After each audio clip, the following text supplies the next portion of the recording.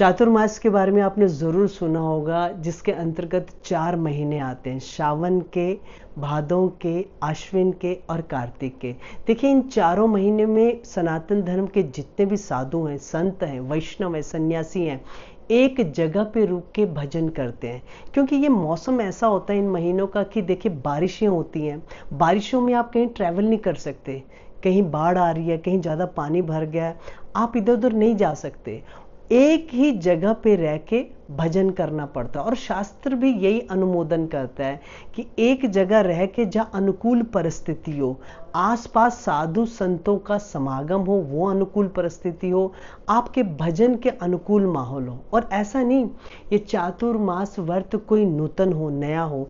त्रेता युग में स्वयं रामचंद्र जी ने सुग्रीव जी के पास रहकर इस व्रत को किया था। हमारे शास्त्रों में इसके बारे में स्पष्ट उल्लेख है। श्री नारद गोस्वामी तो स्वयं अपने पूर्व जन्म का वृत्तांत बताते हुए कहते हैं कि कैसे चातुर्मास्य में जब उनके यहाँ पर सारे साधु संत लोग इकट्ठे होते थे, वो छोटे थे, उनकी सेवा करते थे, वो उनका जूठा प्रसाद पाते थे, उनके पास बैठ करके श्रवण करते थे भगवान की लीला कथा। और बस वो ही एक ऐसा कारण बना जिसके बाद वो महाभागवत बन गए। देखिए, चातुर्मास का तो यही फल है सबसे बड़ा, मुझे तो ऐसा लगता है।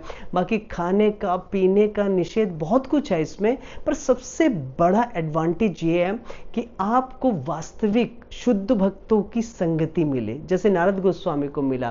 देखिए, खाने पीने का जो निषेध है ना, इसमें ऐसा है कि सावन के महीने में जो हरा साग है उसे अवॉइड किया जाता है, भादों के महीने में दही, और आगे आश्विन के महीने में दूध, और लास्ट का जो कार्तिक का महीना है उसमें सरसों का तेल। अच्छा, आप चरक संहिता पढ़ें, आयुर्वेदिक शास्त्र पढ़ें, उसमें भी आपको ये मिलेगा कि बरसात के मौसम में जो हरे पत्ते वाली सब्जियां होती है ना, उनमें कीड़े पड़ जाते हैं, दही में जम्स की मात्रा बढ़ जाती है, एब्डोमेन प्रॉब्लम्स बहुत हो जाती है ना, और बात की मात्रा बहुत बढ़ जाती है। तो आयुर्वेद भी बिल्कुल मैच करता है। कोई बोलता है कि ये निषेध, वो निषेध। देखिए, ये निषेध अगर शरीर स्वस्थ रहेगा ना, ये निषेध तभी बनाए गए हैं कि शरीर सही रहेगा तो आप भजन कर पाओगे, शरीर सही नहीं रहेगा आप भजन कैसे करोगे।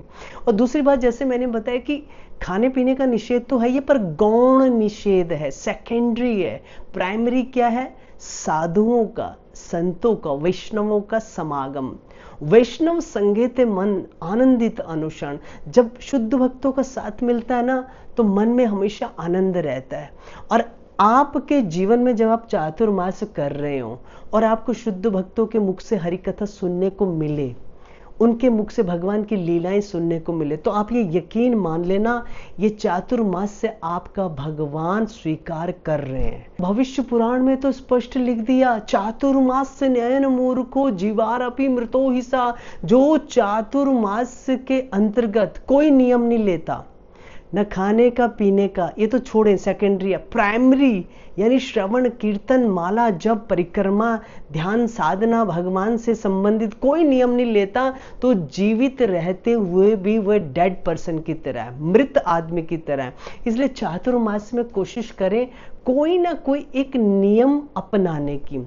कई लोग ऐसा करते हैं कि इन चातुर्मास में भोजन का त्याग करके उबला हुआ चावल हो गया, उबली हुई सब्जियां होगी, ऐसा हल्का आहार ग्रहण करते हैं ताकि उनका शरीर, उनका मन उनके नियंत्रण में रहे।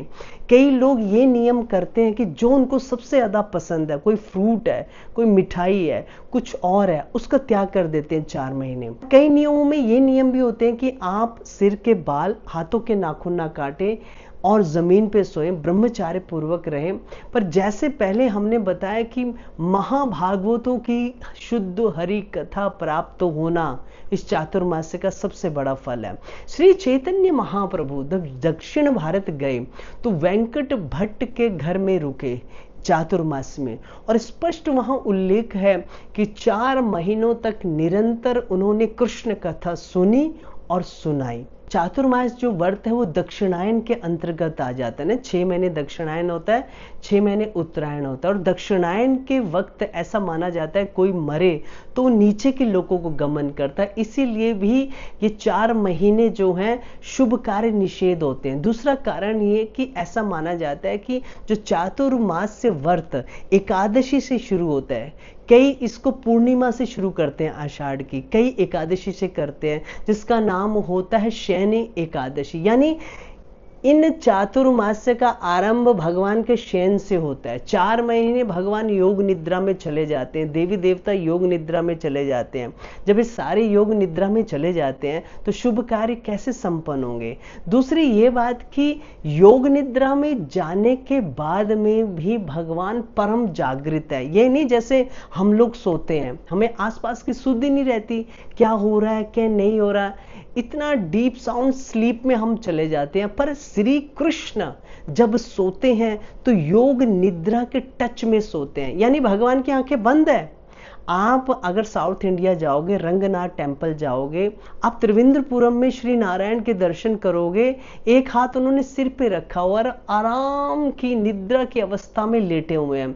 भगवान सोते हुए भी परम जागृत है, निरंतर अपने भक्तों का रक्षा पालन कर रहे हैं, इस ब्रह्मांड को बहुत अच्छे तरीके से चला रहे हैं। चातुर्मास व्रत के अंतर्गत कितने सारे त्योहार हैं, उत्सव है। हरियाली तीज ले लें, झूलन यात्रा ले लें, झूलन यात्रा के अंतर्गत रक्षाबंधन, बलराम पूर्णिमा, फिर अपना जन्माष्टमी ले लें, श्री राधा अष्टमी ले लें, उसके बाद पितृ श्राद्ध आ जाते हैं, नवरात्र आ जाते हैं, उसके बाद कार्तिक मास के अंतर्गत जो है कितने सारे उत्सव हैं, दीपावली है, बहुला अष्टमी है और गोपाष्टमी है। इतने सारे उत्सव हैं 4 महीनों के अंतर्गत। ये सारे उत्सव यही शो करते हैं कि 4 महीने अत्यंत पवित्र हैं और भक्तों को एक सुयोग देते हैं भगवान के निकट जाने के लिए। इसलिए कोशिश करें इन 4 महीनों के अंतर्गत आप भगवान के बारे में ज़्यादा से ज़्यादा सुने, भगवान के बारे में ज़्यादा से ज़्यादा पढ़ें और जो आप माला संख्या करते हैं उसको बढ़ा कर करें। इसलिए कोशिश करें चातुर्मास व्रत में ज़्यादा से ज़्यादा भक्ति अंगों का पालन करें। जितने कर्म कांड को मानने वाले हैं वो भी चातुर्मास व्रत करते हैं, उनका उद्देश्य अलग है। ज्ञान कांड को मानने वाले यानी ज्ञानी लोग भी इसको करते हैं, उनका उद्देश्य अलग है। पर जो शुद्ध भक्ति के पथ पे चलने वाले हैं उनका उद्देश्य एक ही है, भगवान की तुष्टि। देखिए चातुर्मास में जो कार्तिक मास पड़ता है ना, उसमें यशोदा जी ने गोपाल जी को जो बंधन किया, जिसे हम दामोदर बंधन लीला के रूप में पढ़ते हैं, सुनते हैं और गाते हैं, उस लीला में क्या शिक्षा है? यही तो शिक्षा है कि श्री कृष्ण की प्रीति के लिए हमें एक पर्सनल चेष्टा करनी पड़ेगी। देखिए 2 प्रकार की कृपा है, एक भक्त की आत्म कृपा, अपने पर स्वयं कृपा, एक भगवान की कृपा। भगवान को कौन बांध सकता है? पर माँ यशोदा ने दृढ़ संकल्प लिया कि मैं गोपाल जी को बांधूंगी, और यहाँ माँ यशोदा का संकल्प यानी भक्त की चेष्टा और इधर भगवान की कृपा। पहले भगवान ने पूरा ये दिखाया कि मैं बंधन में आने वाला नहीं हूं, पर जब उन्होंने ये देखा कि माँ यशोदा की एक सिंसियर चेष्टा है, तब उन्होंने अपने संकल्प को छोड़ दिया। तो ये जो चातुर्मास है ना, ये भगवान निरंतर सोते हुए भी योग निद्रा में हम पर दृष्टि बनाए हुए हैं कि ये व्यक्ति इन 4 महीनों में करना क्या चाहता है। अगर भगवान को ऐसा लगता है कि ये सिंसियर है, ये मेरे करीब आना चाहता है, तो भगवान उसको और ताकत देते हैं अपने करीब आने की। और जब वो उस लेवल पे पहुंच जाता है ना, तो भगवान उसके सामने प्रकट हो जाते हैं। तो चातुर्मास व्रत में कोशिश ये करें ज़्यादा से ज़्यादा वैष्णव संग हो, ज़्यादा से ज़्यादा हम भगवान की प्रीति विधान कर पाएं और अपराध शून्य हो करके।